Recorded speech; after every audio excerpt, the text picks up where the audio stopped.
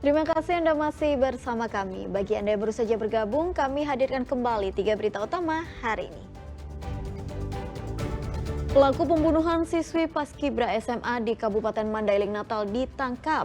Modus pelaku untuk menguasai harta korban. Dianggap tidak berlaku adil, sejumlah mahasiswa mencoba membobol pagar pengadilan militer Medan.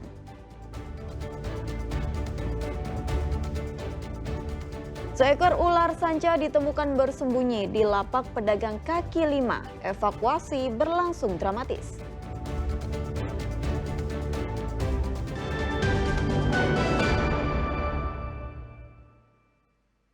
Ratusan siswa-siswi sekolah menengah atas atau SMA Negeri 1 Desa Firdaus, Kecamatan Seirampa, Kabupaten Serdang Bedagai mendapat program makan bergizi gratis. Menu makan yang diberikan antara lain nasi, sayur, ayam, dan buah. Nantinya siswa juga akan ada menu daging sapi sebulan sekali. Siswa SMA Negeri 1 Desa Firdaus, Kecamatan Seirampa, Kabupaten Serdang Bedagai menjadi salah satu sekolah yang mendapatkan program makan bergizi gratis Presiden Prabowo Subianto. Setiap siswa diberikan satu paket makanan berisi nasi, sayur, ayam, buah. Namun nanti akan ada menu daging sapi yang diberikan setiap 1 bulan dan tambahan susu untuk 1 minggu sekali. Program makan bergizi gratis ini menjadi program andalan Presiden Prabowo dan diharapkan dapat menambah energi siswa dan mengikuti proses belajar mengajar. Program MBG ini juga nantinya akan memberikan dampak positif jangka panjang dalam 10-20 tahun ke depan. Saya lihat menunya di dalam, kalau yang di SPP gini beragam ya. Ada ayam goreng, ada sayur capcay, ada buah juga, ada karbohidratnya. Tiap Jumat kata Bupati tadi dipotongin sapi di sini, karena di sini lumbung ternak. Dipotongin sapi, dapat daging setiap hari Jumat. Sekali seminggu mereka juga dapat susu. Jadi ini diharapkan nanti pertumbuhan anak-anaknya jadi bagus. Kemudian juga energi mereka untuk mengikuti proses kegiatan belajar mengajar juga tercukupi. Selain sekolah SMA Negeri 1 Kecamatan Seirampa, Kabupaten Serdang Bedagai, terdapat daerah lainnya seperti SMP Negeri 1 Stabat, Kabupaten Langkat yang turut melaksanakan program bergizi gratis di sekolahnya. Muhammad Hamdani melaporkan dari Serdang Bedagai. 5.000-an pesilat dari 20 negara turut memeriahkan kejuaraan ketiga Internasional Indonesia Pencaksilat Open Championship di Gedung Serbaguna Pemprov Sumatera Utara. Melalui kejuaraan ini diharapkan pencaksilat dipertandingkan di Olimpiade.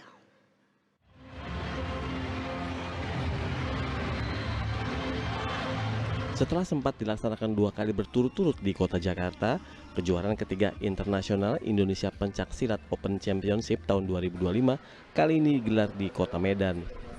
Bertempat di Gedung Serbaguna Pemprov Sumut, Jalan William Iskandar, Kota Medan, pertandingan yang baru dimulai dari tanggal 4 hingga 10 Agustus ini diikuti oleh 20 negara dengan total peserta sebanyak 5.000 peserta. Kejuaraan ini pun diikuti oleh 100 perguruan silat. Dengan adanya kejuaraan ini, pemerintah Indonesia terus berupaya agar olahraga pencaksilat masuk dalam salah satu cabang olahraga yang dipertandingkan secara resmi di kejuaraan internasional Olimpiade. Kita di sini kan nggak hanya olahraga, tapi kita harus jaga juga budaya Indonesia. Kalau kita tahu pencaksilat itu asalnya dari Indonesia, di sini juga kita harus juga membuat dengan prestasi olahraga. Belum ada kepastian yang pasti ya. Maksudnya insya Allah kita lagi tetap berusaha bisa eksibisi di Olimpiade nanti 2028. Karena biasanya yang saya tahu itu tahapan itu kan biasanya eksibisi dulu, baru 4 tahun kemudian cabang olahraganya bisa masuk, bisa main di Olimpiade. Dan kita juga Olimpiade ini kan kita harus 88 negara mereka mengikuti dan kita harus bermain pencaksilat. Jadi nggak bisa hanya Indonesia, Malaysia, Asia juga bisa.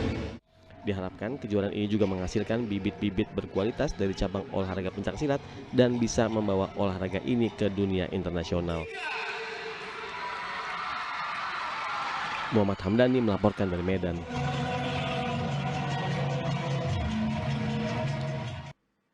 Seekor ular sanca ditemukan bersembunyi di lapak pedagang kaki lima di Jalan Agus Salim, Medan, Polonia.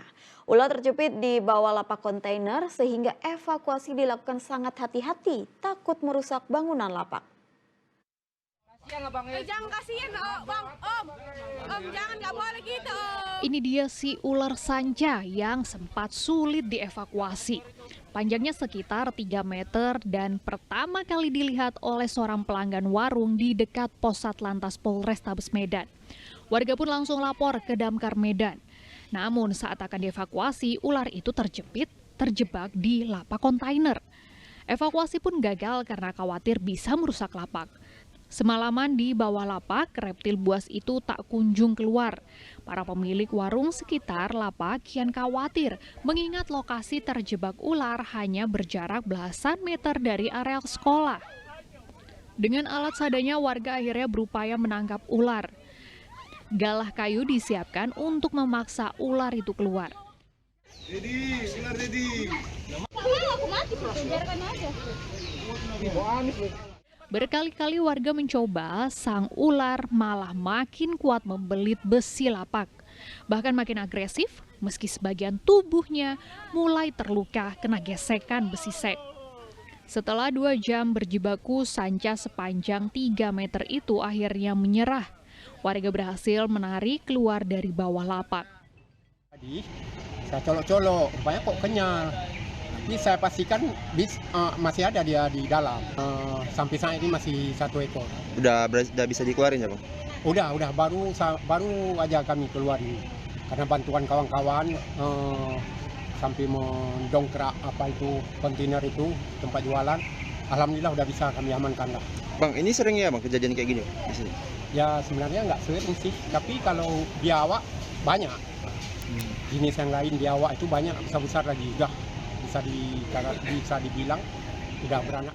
Meski berada di pusat kota dan keramaian, para pemilik warung di Jalan Agus Salim kerap menemukan biawak, ular, musang, hingga tawon beracun yang mendadak bersarang di pohon kota. Reptil buas itu bahkan beberapa kali muncul memangsa kucing liar yang berada di kawasan itu. Putih Lubis melaporkan dari Medan. Laporan tersebut mengakhiri berita Sumatera Utara hari ini. Jangan lupa pastikan Anda subscribe channel YouTube Liputan 6 SCTV Daerah. Saya Tabita Putri, berterima kasih atas perhatian dan kebersamaan Anda. Selamat beraktivitas dan sampai jumpa.